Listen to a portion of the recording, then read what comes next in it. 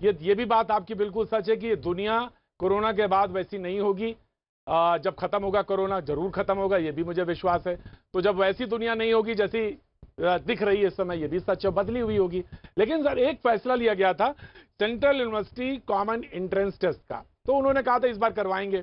अब उन्होंने कहा नहीं, मैं मार्क्स पे ही चले जाएंगे, संभव नहीं है एंट्रेंस करवाना, सारी सेंट्रल यूनिवर्सिटीज ने कहा है।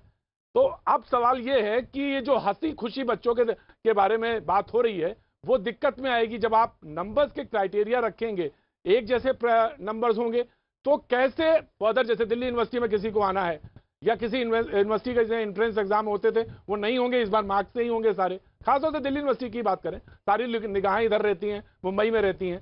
तो कैसे होगा, नंबर्स को कैसे कैटेगराइज करेंगे तो सो दैट कि वो एंट्रेंस में उनको या फर्दर यूनिवर्सिटी में एडमिशन में दिक्कत ना हो।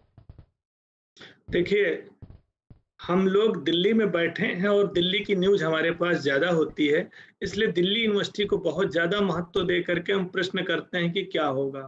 दिल्ली यूनिवर्सिटी के अलावा भी देश में मोर देन 100 यूनिवर्सिटीज हैं जहां बच्चे एडमिशन लेते हैं। बच्चे इंजीनियरिंग में जाते हैं, बच्चे मिसाल के तौर पे लखनऊ मेडिकल यूनिवर्सिटी में मान लेते जाते हैं हैं, बच्चे सर, लखनऊ यूनिवर्सिटी मान लेते हैं, जैसे इनका भी एंट्रेंस होगा, उनका भी एंट्रेंस होता है, उनका भी एंट्रेंस होता है, उनका भी एंट्रेंस होता है। अब सवाल ये है कि वो मार्क्स क्या होंगे, मार्क्स की क्राइटेरिया कैसे तय करेंगे, ये जानना चाहता मैं हूँ। आपका उत्तर दे रहा हूं, मुझे अवसर देंगे तो मैं अपनी बात पूरी करता हूं। तो पहली चीज तो मैं ये कह रहा हूं कि देयर आर मेनी यूनिवर्सिटीज जहां पर एंट्रेंस होता है और बहुत सारी हैं जो मेरिट बेस्ड पे लेती हैं, ठीक है ना। अकेली दिल्ली नहीं, बहुत सारी यूनिवर्सिटीज हैं जहां मेरिट हो सकता है या जहां एंट्रेंस हो सकता है। इस वर्ष चूंकि कोविड की एक्सेप्शनल कंडीशन है, जब majority of the boards exam को कैंसिल करके किसी दूसरे क्राइटेरिया पर रिजल्ट देंगे। एक चीज तो ये मान लें कि नंबर्स की पंचिंग अभी भी होगी और पहले भी होती थी। 99 पर, 98 पर, 95 पर, 90 पर, 85 पर तो बच्चे रहेंगे ही, क्योंकि टोटल मार्क्स ही 1 to 100 होते हैं। 1 से 100 के पैरामीटर पर 15 लाख बच्चों को जब फिट किया जाएगा तो कोई न कोई बच्चा एक नंबर पर तो 10, 100, 200, 400 बच्चे होंगे ही। वो चाहे एग्जाम होता तब भी होते और एग्जाम नहीं होगा तब भी होंगे। अब रही बात ये कि इस क्राइटेरिया में जब बिना परीक्षा के ऑब्जेक्टिव क्राइटेरिया पर मार्क्स मिलेगा तो यूनिवर्सिटी जो मेरिट थी वो कॉमन स्टैंडर्ड कैसे मेंटेन करेंगे और एडमिशन प्रोसेस को क्या वरीयता देंगे। इसके बारे में मैं आपके रेस्पेक्टिव चैनल पर यह निवेदन करूंगा कि यह मुद्दा चूंकि यूनिवर्सिटीज कॉलेज से जुड़ा हुआ है और हमने ये बात वहां तक पहुंचाई है, वो भी इस पर मंथन कर रहे हैं, उनको भी टाइम दीजिए, उनकी तरफ से उत्तर आपको मिलेगा। वो ये कहते हैं, मैंने उनका उनका जो पढ़ा उसमें वो कहते हैं कि जो सीबीएसई का आधार होगा वो एक बहुत महत्वपूर्ण आधार होगा, हम उसके हिसाब से परिभाषित करेंगे। उन्होंने कहा, यूनिवर्सिटीज ने इस बात को कहा है कि वो जो नंबर्स होंगे उस पर वो परिभाषित करेंगे। तो ये एक बात है। दूसरी बात त्रिपाठी जी आ रही है कि सब बच्चों को न्याय हो। कुछ लोग ऐसे हैं कि उनको लगे कि अगर मान लीजिए मेरे साथ न्याय नहीं हुआ तो क्या दूसरा अवसर मिलेगा उनको, या कोई अवसर आप प्रदान करेंगे कि वो फिर से एग्जाम दे सके और वो कोई लिटिगेशन जैसी समस्या ना खड़ी हो। ऐसा भी कुछ चीजों को सोच रहे हैं? जी, बिल्कुल सोचा गया है। 10th का जो सर्कुलर निकला है उसमें भी बताया है, 12th के बारे में जो हमने निकाला उसमें बताया है कि जो बच्चे सीबीएसई के उस ऑब्जेक्टिव क्राइटेरिया के बेस पर निकाले गए परीक्षा परिणाम से असंतुष्ट होंगे, डिससेटिस्फाई होंगे, उनकी परीक्षा, स्पेशल परीक्षा, जब कोविड की सिचुएशन नॉर्मल होगी और हमको लगेगा कोई खतरा नहीं है, वो परीक्षा वो बच्चे दे सकेंगे। ये ऑप्शंस हमने ऑलरेडी दिया है। इट में भी कुछ बच्चे डिससेटिस्फाई हों तो जब कोविड नॉर्मल होगा हम उनको अवसर जरूर देंगे। सर एक चीज और है कि जो लोगों ने कहा कि देखिए 11th जो होता है 12th से ज्यादा कठिन होता है, और 11th की जो असेसमेंट्स हैं पिछली बार भी वो सब ऑनलाइन रही हैं। देश में बहुत सारे गवर्नमेंट स्कूल हैं, बहुत सारी स्थितियां क्या रही हैं पिछले वर्ष, हम सारे लोग भली भांत परिचित हैं, उसमें कहीं कहने की जरूरत नहीं। सबके साथ न्याय हो, आपकी दृष्टि बिल्कुल एकदम सामंजस्य बैठाने की है, यह भी अच्छी बात है। तो ऐसी स्थिति में जब 11वीं का रिजल्ट वैसे भी बहुत टफ होता है और ये जो सामान्य परिस्थितियां नहीं थी तो उसमें और चीजें मुश्किल हुई हैं, तो वेटेज के अनुरूप किस तरह से रखेंगे? तो बहुत सारे लोगों को डर ये लग रहा है कि 11 तो मेरा बहुत अच्छा हुआ ही नहीं, और सामान्यतः बच्चों का 11वीं बहुत अच्छी नहीं हो पाती है। तो ऐसे में अनुराग जी क्या जब रखेंगे तो इस पर किस तरह से गौर करेंगे, ये भी जानना चाहते हैं लोग।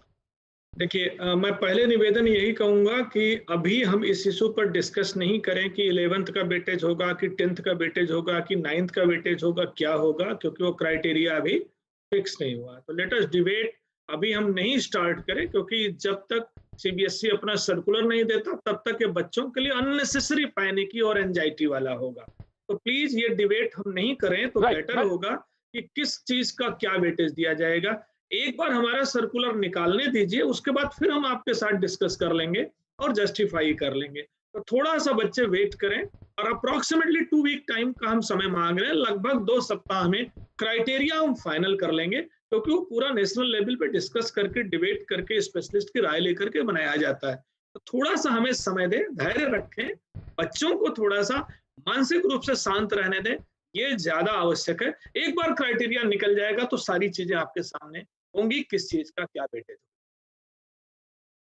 आप जरूर सजेशंस हैं। बहुत सारे लोगों ने कहा, शिक्षाविद हैं, उन्होंने ये कहा, उनको चिंता भी थी कि जो क्रीम है हमारे देश की, हमारा क्रीम से मतलब ये है कि जो भविष्य बहुत मेधावी छात्र हैं उनके साथ न्याय हो, ये बहुत महत्वपूर्ण चीज है।